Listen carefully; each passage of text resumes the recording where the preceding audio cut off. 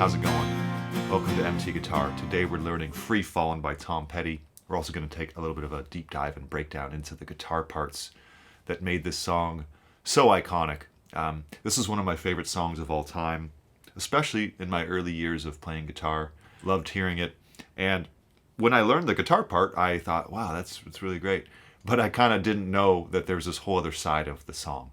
So a lot of people learn it as this, really nice, this sort of thing going on. And they kind of end there, think, oh, I got the song. That's what I thought, just 3 chords. And so I learned later, hey, there's a whole other side of this. And if you just watch Tom Petty live, you'll see he's not doing that at all. He's doing these beautiful E major type of chords here. E to A to B sus 4.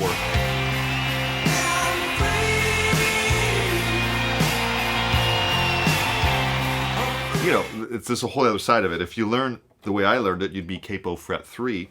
And I love this part as well. This is near and dear to my heart, but then it's like, well, wait a minute, what's Tom Petty doing? So we're going to talk about why that's occurring, some of the genius of Jeff Lynne from ELO, who was the co-songwriter of this song along with Tom Petty. Jeff Lynne famously produced quite a few of the Tom Petty and the Heartbreakers albums, and just an incredible producer, incredible mind for how to make a great recording. And so Free Fallin' turned out to be one of the biggest hits of Tom Petty. I think probably it charted for the longest. If we have Capo first fret and we play an E chord, we're in concert F, okay? But in the guitar, we're modulating up a half step. So really we're in E with the guitar being modulated, if that makes sense. So we're E here, all right? Here's an A sus 2. Now what's happening is these B and E strings are serving as drone notes.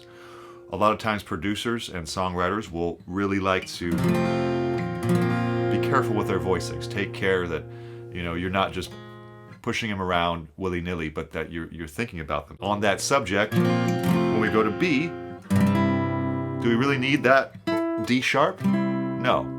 We actually want those B and E strings to also ring out. All right.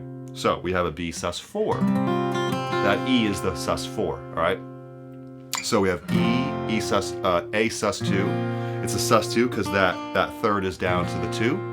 Okay. And then back to the B sus. We're in the key of E, and there's the 4 chord, here's the 5 chord. But we know we're in concert F, meaning if I was playing with singers or bass players or piano players, we'd know we're in F. All right, we take the capo, we move it to 3rd fret. We tell Mike Campbell, the lead guitarist, hey, we need another guitar part. So he's going to say, well, I'm going to play a D chord in the 3rd fret capo, and that's going to create another F chord. Remember, we're in concert F. So as I play this, it's really nicely matching with Tom's rhythm part, right? Rhythm part that's in the E chord. That's what's happening, concert F. Now when it goes to the 4 chord, the 4 chord of D is G. But instead of just going, like, imagine how that would sound in comparison to,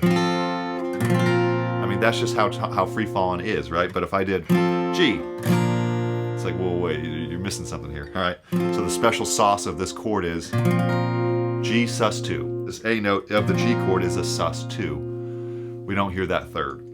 D, G sus 2, because we want to have these notes be drones. Back. Now, we're going to have this sus 4 because we want this D note, this 4th note of A, to be droning. Beautiful arranging, beautiful guitar layering, and we have all of a sudden 2 parts that work well together. So my recommendation is try both out. We're going to learn them both and we're going to strum them together at various speeds. And you can record one part, play along with the recording by playing the other part. Next is you'd have basically like, there's no guitar solo, but the hook is free falling. Nice little melody.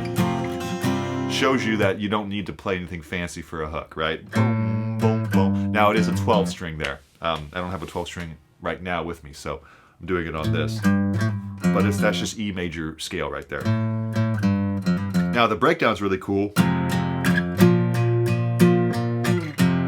This is 1989, right? So power chords. Kind of a precursor to the 90s a little bit, right? We've got E5 with the capo to A5. There's the 4 chord to the B5. Really cool part. So we're going to break all that down and run it all slow. We'll do capo fret 1 to start, capo fret 3. We'll go through the song form so you can play this from beginning to end. You can sing it, you can just strum it, whatever. Check out the Patreon. Well, this will be fully tabbed out. Do subscribe. We're really trying to grow the channel, and every subscriber means a lot. Hit the thumbs up and leave a comment if you'd like. I hope you're doing well. Let's go ahead, jump in and learn this. All right, so we'll start with this. E to A sus2. Okay, so that's E major, A sus2. And actually the very beginning is like single strums, right? So it's like, and now we go 2 downs right away, A sus2 to E to B sus4. So for that, it's going to be 2, 4, 4, 0, 0. You can kind of either mute the bass string barely by touching it, or you can even press it. It's okay to get that low E string ringing out too, either way. So, E, A sus2, back to E to B sus4. E, A sus2, A, E, B. Then we start strumming when he starts singing.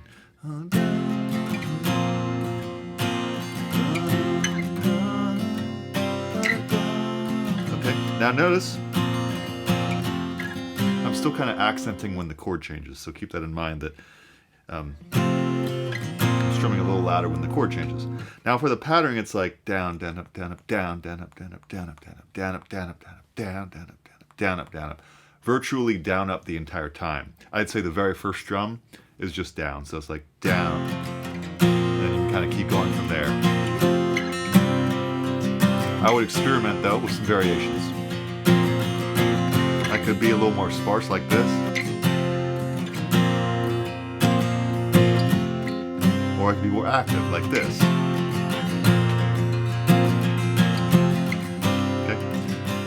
Point is that it's up to you and how you're feeling. That's that part. Tom Petty's part never changes, but when the bar chords happen, he's cutting out, and Mike Campbell is sort of taking over. But since we're here with the capo first fret, let's do this now on this part. If I can play it right, it's like this. Kind of important to do it on just these bass strings. So you're going to go down, down, down, all downs, 3 downs, kind of slide up, especially not really a slide, but just you want the kind of that sound there. You're going to go to this A5, all right, 6th fret, 5th fret though with the capo. So that's, let's see how many downs. 1, 2, 3, 1, 2, 3, 4, 5, 6.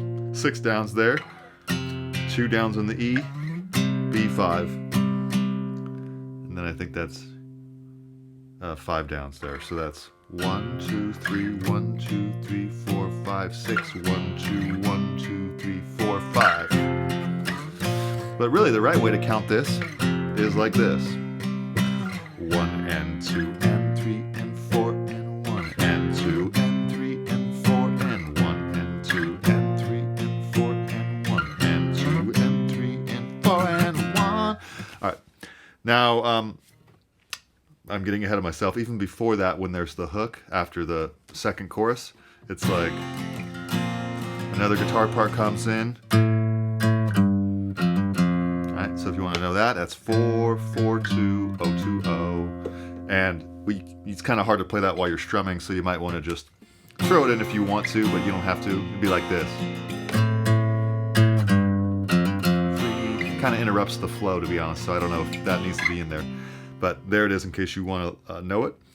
And now let's switch to the 3rd fret capo. All right. Cool. Love this part. That's how I thought the song went, and that's the only part I thought existed for a while. So good to know, and that's basically adding on top of Petty's part. D, G sus2. So we're going to swivel the middle finger over and keep the ring finger where it is and add the pinky like this. See that? So these 2 fingers are not moving. Good. We go back to D, and now we swivel the middle finger over to the A sus4. So with the pattern, 3, 4.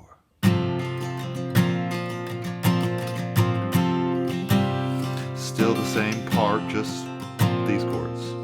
Same changing rhythm, down 3. All right.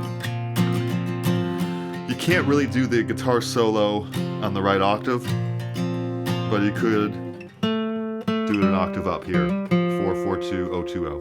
Now for the power chord, same thing. You have to transpose to the key of D, right? So that's maybe not ideal there. Kind of the part doesn't sound as cool. So, you know, you have limitations by being up here, but you get these nice triads. I think that does it, honestly. Let's practice this a little slower and then at medium tempo, and then I think you're good to go. 3, 4.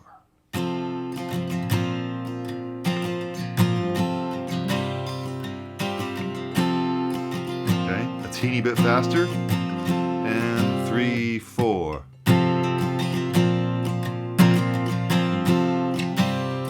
Yeah, I'm free. Okay. You can do this kind of thing over the breakdown. Just do all downs, kind of a power chord, palm muting thing, and you'll be fine. Yeah, I'm free. All right. Think that does it. Enjoy, and we'll see you next lesson. Thanks. Bye.